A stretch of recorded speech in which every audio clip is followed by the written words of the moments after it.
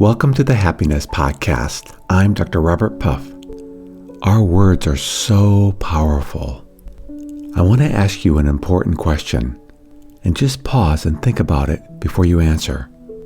If we find life difficult, and perhaps often think that a lot of people and technology out there are really stupid right now, and because of these thoughts, we, when no one's looking, rage at the world.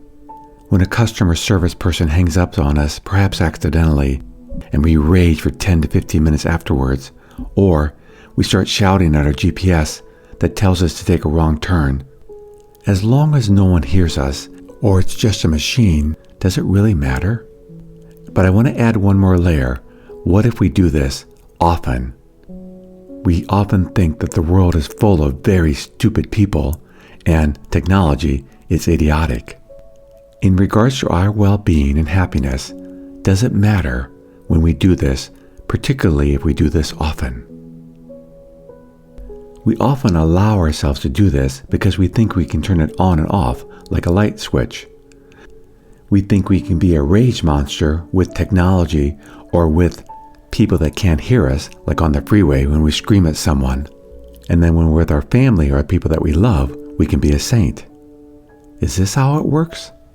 What I want to argue today is the brain doesn't distinguish who we're angry at. It only registers that we're practicing anger. If we practice impatience with a bot, or we express rage or anger after people do something for us and they've left, we're wiring our brains to be impatient and angry with others, even people that we love. Think of it this way. Have you ever known a very angry person that doesn't sooner or later take their anger out on their loved ones? Because when we give ourselves permission to practice unkindness anywhere in life, what we're doing is we're teaching our brain that if someone is unkind to us, we're going to be very unkind back to them. But the problem with it is, sooner or later, the people that we love, our friends, will mess up. We're human. We make mistakes. If we practice patience with strangers, people we don't know, AI, then we're training our brain that when the people that we love and care for mess up, we'll be patient with them too. In psychology, we would call this the neural groove. We've discovered over the years that our brains actually have plasticity to them. They can change. Every time that we react with anger, we're deepening that neural pathway that this is our go-to response when we're frustrated, when we're upset. We will go to the unkind path because we're practicing it. And with time, that groove gets deeper and it's a lot easier to slip into that unkind mode because we practice it so often, even if people aren't watching us. We are creatures of habit. If we practice kindness, that's what we're going to lean towards when we're under stress. If we practice unkindness, anger, that's what we're going to lean towards when we're under stress. The unique part that I'm pointing out today is that, yes, many of us practice kindness when people are watching, but when no one is watching or it's just a machine, we don't really care. We'll let our guard down and let those 4-letter words flow out of our mouth. After all, it's harmless. What does it matter? But what we're doing is we're putting in our brain the memory that, yes, we do get angry and we act unkindly when we're frustrated with other people or things. And so, sooner or later, when that perfect storm hits, then perhaps our spouse, our child, or our friend does something. It's a misunderstanding, but they do something that causes that rage to swell up inside of us, and we lash out at them. When we discover it was just a misunderstanding, the damage is done, and those grooves are even deeper now. Think of it like a bleed-over effect. If throughout the day, in our head, or when no one's looking, lash out at inanimate objects like computers, like technology, or people that can't hear us after they walk away, mutter under our breath cruel and unkind words, we're rehearsing aggression. So when we get home and our child spills the milk, or our husband left the toilet seat up, we're already pinned to snap.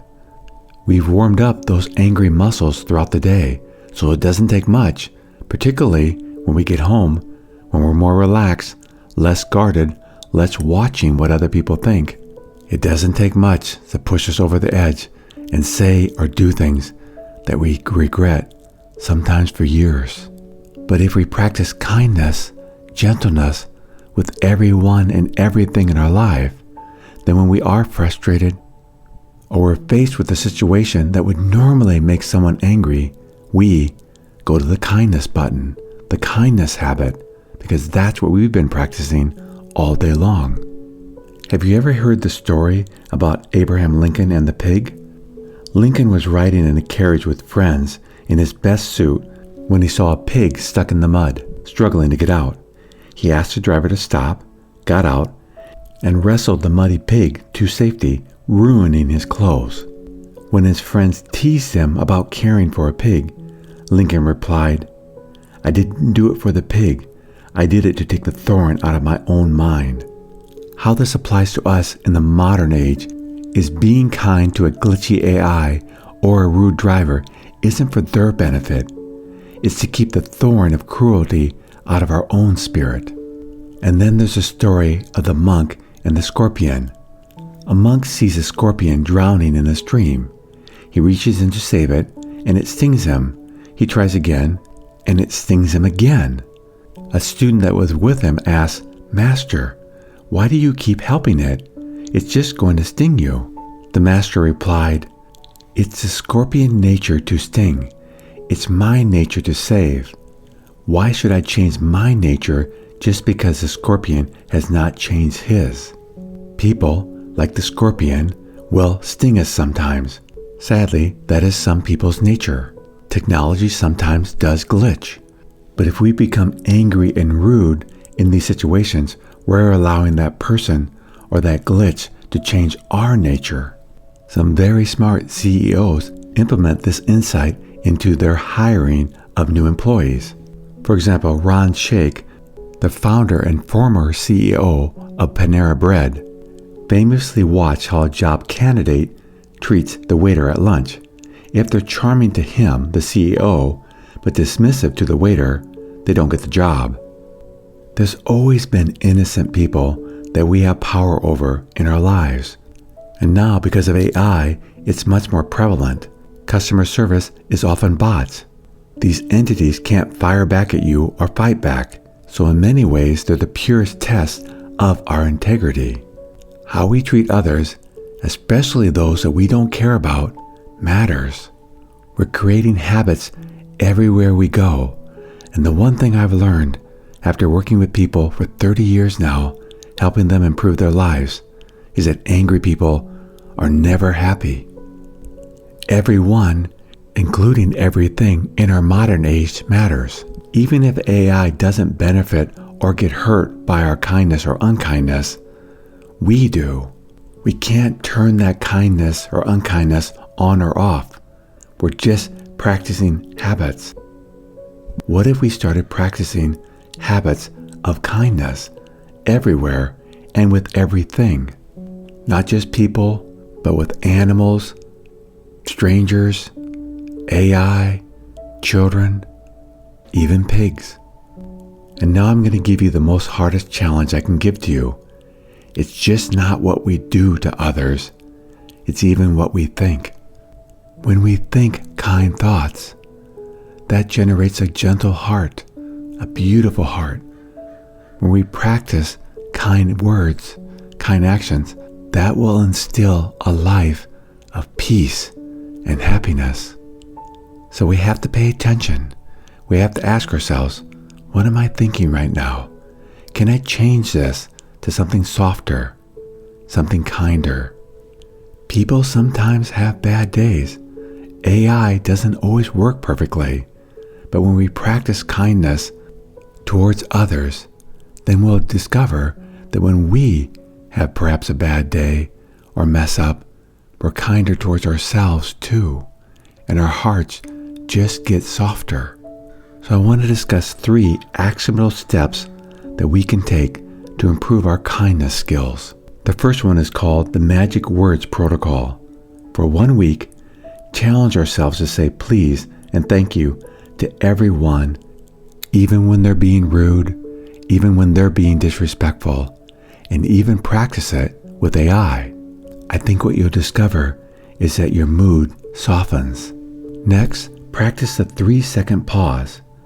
When someone irritates you or a web page loads slowly, take a deep breath before reacting and use this delay to practice patience. And then thirdly, use the 𝐬𝐮𝐬𝐜𝐫𝐢 check. If we feel the urge to be snarky or rude, ask, am I putting a thorn in my own mind right now? And then stop, pause, and do something different. Every day, throughout the day, we're making choices. We're creating habits. Are these habits leading to a beautiful, peaceful life where we are loved by others and love others deeply? Or are we cultivating anger, disgust, hatred towards others and ourselves? The good news is, no matter where we're at right now, we can change. We can change who we are, how we interact with the world, and become a very different person. But this gets cultivated throughout the day, not through reading a book or listening to a podcast one time. We have to practice this in all situations, not just towards people we love, not just towards people that we don't like, not just towards AI, and not just in our thoughts, but all of them. Every choice, every action, every decision we make is shaping us. If we truly want to have a good life, a happy life, we have to work at it every day, throughout the day. You may be thinking, but Dr. Puff, that sounds exhausting. But the truth is, we're making decisions every day, always. The difference is, now we're choosing to make decisions that feed our soul, that improve our lives, instead of decisions that hurt us or hurt others. We really can change. Any of us can. Yes, it does take work. It does take effort, but it's so worth it. We're always practicing something. What if we began to choose to practice grace?